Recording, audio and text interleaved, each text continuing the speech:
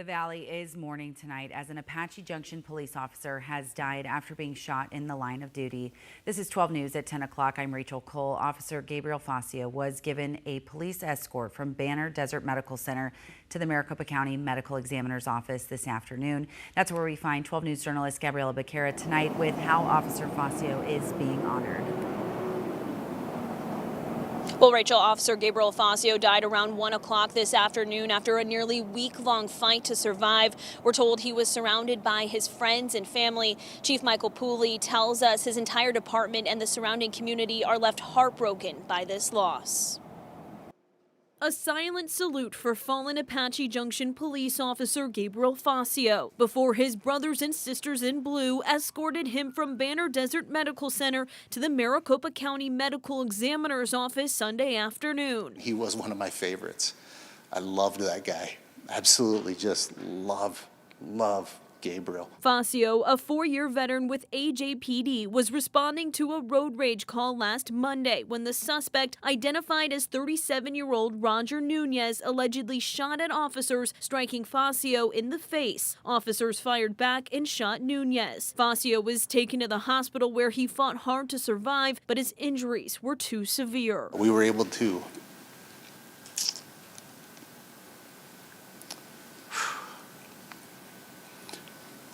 have a week to say our goodbyes.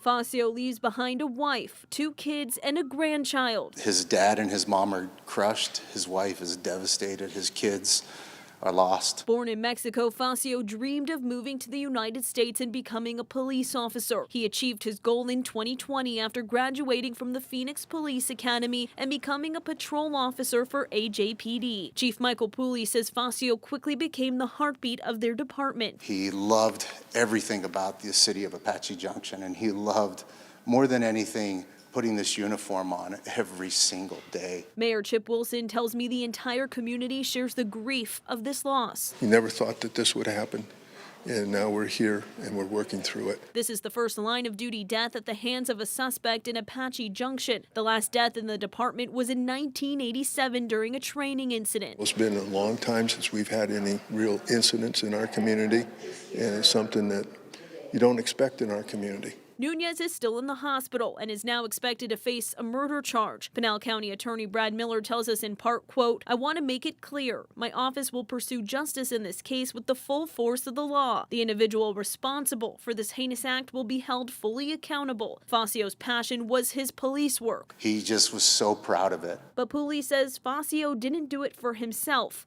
He did it for his community. He did not want recognition for whatever it was. What he did want is to give, to serve, and that's what he did. And he gave everything. He gave the ultimate sacrifice. There are several ways you can help Officer Fazio's family during this difficult time, including at a barbecue fundraiser coming up this Wednesday from 11 a.m. to 7 p.m. at Apache Junction High School. If you can't make it to that barbecue fundraiser in person, there are also online fundraisers. We have those links on 12news.com. Live in Phoenix, Gabriela Becerra, 12 News. Gabby, thank you for gathering the elements of that story for us tonight. We appreciate it. Just coming into the newsroom this evening, a plane headed to Phoenix with 6 people on board has crashed off the coast of San Diego. The Coast Guard says a Cessna 414 crashed into the ocean near Point Loma. Flight tracking data shows a plane of the same model took off from San Diego International Airport and was bound for Phoenix Sky Harbor. That plane's last known location was just west of Point Loma. Right now, the Coast Guard continues to search for the plane and the people on board. We will have updates as soon as we learn more information. Violent protests that broke out across downtown Los Angeles today have continued well into the night. At least 10 protesters so far have been arrested as a result. An unlawful assembly has been declared for all of downtown. Earlier today, multiple self-driving cars were set on fire. Crowds also taking over the 101 freeway in LA. Police in riot gear fired gas canisters and pushed the protesters away from the highway. This comes after multiple ICE raids across the city that happened Friday. National Guard troops ordered by President Trump arrived in the city earlier this morning. LA's police chief said tonight that his officers are overwhelmed.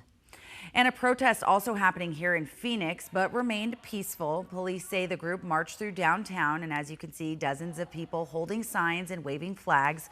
Officers did close down the streets after the protest spilled over into the road. The crowd has since died down, and only about 10 people remained as of about 9 o'clock this evening. An armed robbery suspect currently in the hospital after a police officer ran him over with a patrol car. Officers found the suspect near 43rd Avenue in McDowell yesterday. As they pulled up, they say the man pulled out a gun. The officer then hit the suspect to prevent him from firing. That suspect was taken to the hospital with minor injuries. Meantime, just a few hours after that same scene became the center of a DUI crash. A suspected drunk driver, we're told, slammed into a patrol car parked at the scene with an officer inside. The driver then took off after losing a tire on the truck. Both the driver and passenger were eventually detained. Tonight, the driver is facing multiple charges. Lorie Valow Debel's second Arizona trial is set to continue first thing tomorrow morning. And the first few days of the trial just last week featured heated exchanges, including one where Valow Debel was removed from the courtroom. The I-Team's Erica Stapleton was in court and has more.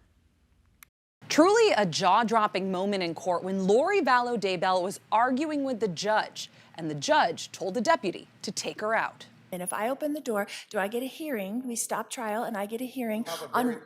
Stop. We'll have a very short hearing, okay? If you're going to introduce how you have great character and good character, we're going to have a short hearing on what evidence that they can bring in to rebut that character, which could include being convicted of 4 murders. So and would you talk like... to your advisory counsel during the break. And you don't need to yell at me either. I'm at you, okay? Yeah, you are, and you do not need to talk to me that way. I'm very courteous. Take her out. I'm very courteous to you. Take her out. No, you have been nothing near courteous to me during the course of these proceedings. This all stems from Lorie Valow Debel's opening statements where she claimed to have no malice and to spread love. Before the jury came in Friday, the prosecutor pointed out that they could rebut those character statements by bringing in her prior convictions, which include the murders of her kids in Idaho and her role in the death of her former husband here in Arizona. This later led to an argument from Valow Debel, ultimately leading to her removal. After she was removed, she came back and apologized to the judge. The judge warned her that he can revoke her pro se status, meaning she wouldn't be able to represent herself anymore. In this case, Lorie Valow Debel is accused of conspiring with her brother, Alex Cox, to kill her niece's ex-husband, Brandon Boudreaux. Investigators believe Cox tried to shoot Boudreaux outside his home in Gilbert in October 2019. Brandon wasn't hit and actually took the stand to testify. Things remain tense as Valow Debel cross-examined him. So you and I have never had an argument in our lifetimes. I wouldn't agree with that. I would say that there have for sure been disagreements between us, but I can't think of a specific time that I could share where me and you face-to-face argued. I'm not a confrontational person. You've known me for all these years. Am I a confrontational person? I'm going to check the character evidence under 404 and 405. Sustained. On redirect, When you saw that bullet hole in your car and no paint on your car, what went through your head? When I saw that, I knew that there was no other option than that someone just shot at me and they were meaning to kill me. There's no other logical explanation for why that would have happened. Lorie's brother, Alex Cox, can't be charged in this case because he died before charges were filed. Another big update from court that Lorie Valow Debel's niece, Melanie, the ex-wife of Brandon Boudreaux, is actually part of an open investigation related to this case. That, according to the prosecutor. We're expecting testimony to continue Monday morning. Erica Stapleton, 12 News. Erica, thank you. And 12 Plus is streaming the entire trial. Download 12 Plus on your TV now to watch for free. We'll also have nightly recaps at 8 o'clock. Again, that's exclusively streaming on 12 Plus.